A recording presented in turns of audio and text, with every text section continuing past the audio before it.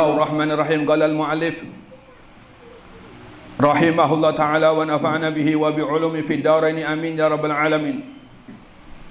Bismillahirrahmanirrahim. Fala aqil alladhi yuqaddimu al-fikra fi umurihi fala yabni illa ala asasin liyuhmada aqibatu amri wa sahibul izza la yash'uru bi nafsi illa ba'da khurujil habli min yadihi fayandamu hina la yanfa an-nadam fa alayka ayyuhal akh bil jiddi wal istihad li anna riyadha tanja'u fil asya imma fusulan aw muqarabatan fanzur ila hadha taslik alladhi taqaddama dhikru ma as'abahu ila akhiri ma qala radhiyallahu ta'ala anhu.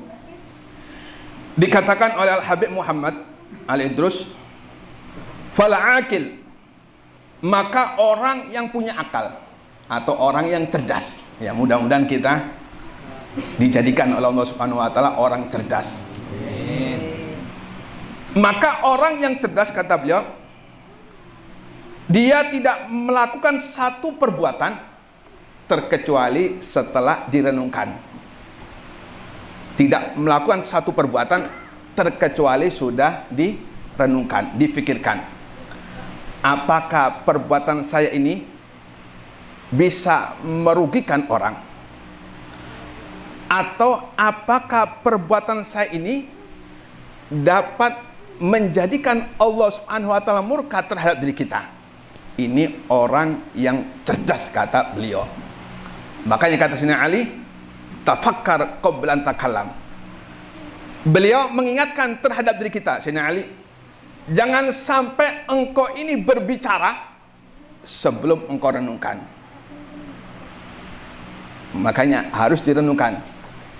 Jangan sampai, kata beliau, apa yang kita perbuat justru menjadi sakitnya hati saudara kita. Makanya ada kata-kata, kalau tidak mau disakiti, jangan menyakiti orang lain. Kalau nggak mau dihina, jangan menghina orang lain.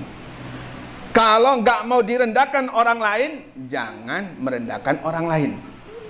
Kalau pengen dimuliakan orang lain, Anda harus lebih dulu memuliakan orang lain.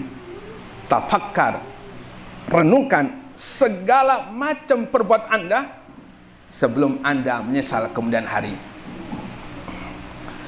Kemudian, fala yabni illa ala sayyidi ahmad akibatu amri. Maka orang yang cerdas, orang yang pintar, kata Al-Habib Muhammad, tidak melakukan satu perbuatan, tidak mengerjakan satu pekerjaan kecuali di situ ada nilai yang terpuji. Minta maaf, kita ini diciptakan oleh Allah Subhanahu wa taala agar kita ini menjadi orang yang selamat.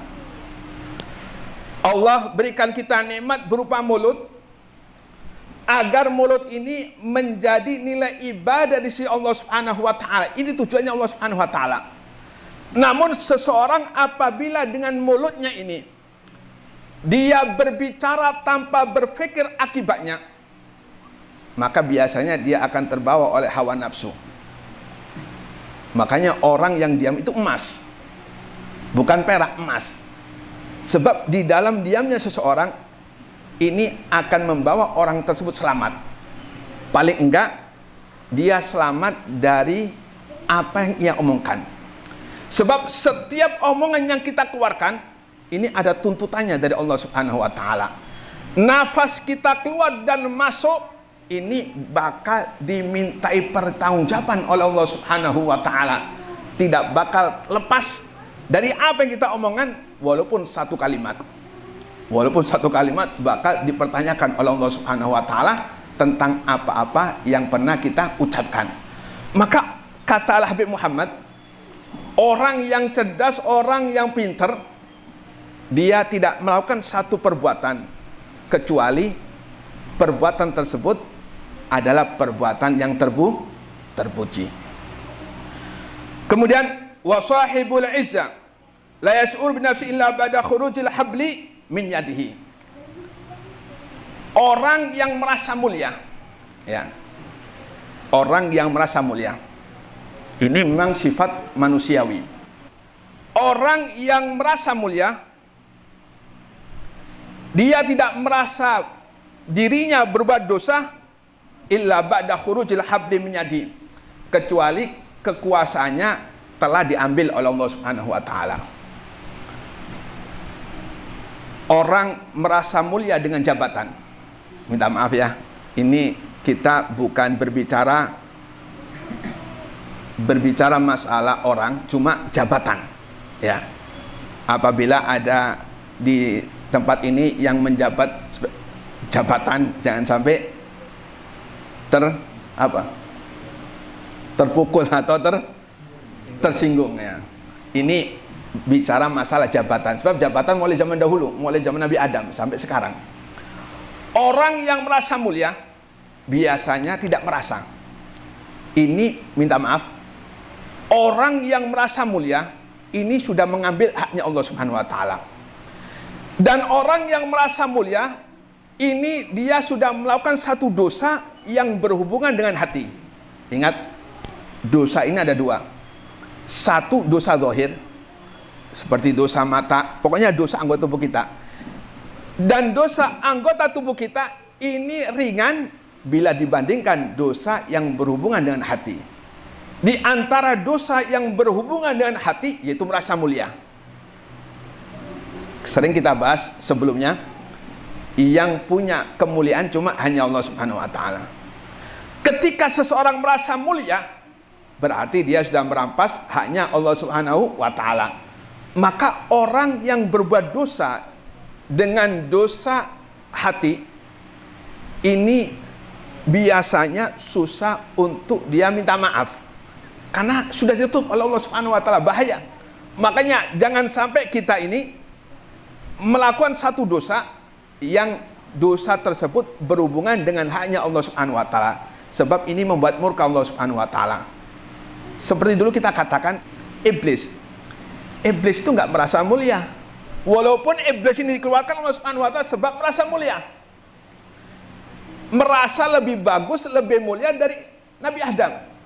Ketika iblis ini mau minta maaf kepada Allah dan disyaratkan oleh Allah, kalau mau minta maaf kepadaku, datangi kuburannya Nabi Adam. Cuma iblis nggak merasa, nggak mau datang ke kuburannya Nabi Adam. Dia merasa lebih mulia daripada Nabi Adam. Maka orang yang merasa mulia, dia tidak merasa biasanya. Hati-hati.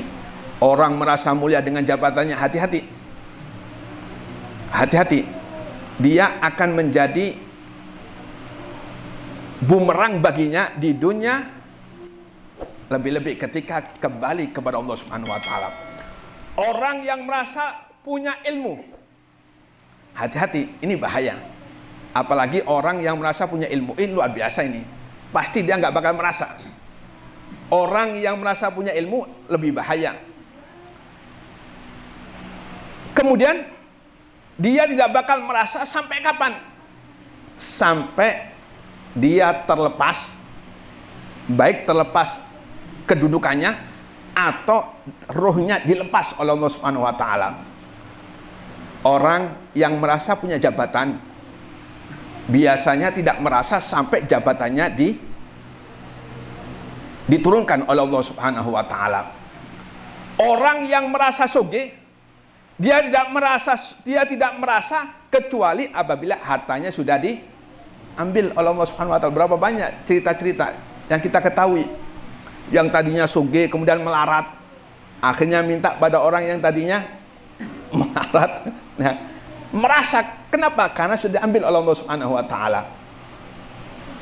Semua apa yang ia rasakan dari kemuliaan, dia berat untuk merasakan kecuali dapat hidayah dari Allah Subhanahu wa taala. Makanya kita banyak-banyak minta sama Allah Subhanahu wa taala, jangan sampai kita punya sifat-sifat yang menjadi kemurkaan Allah Subhanahu wa taala. Di antaranya merasa memiliki. Kita semua nggak miliki apa-apa, milik Allah Subhanahu wa taala. Harta milik Allah, ilmu milik Allah, jabatan milik Allah, semuanya milik Allah. Kita nggak punya apa-apa.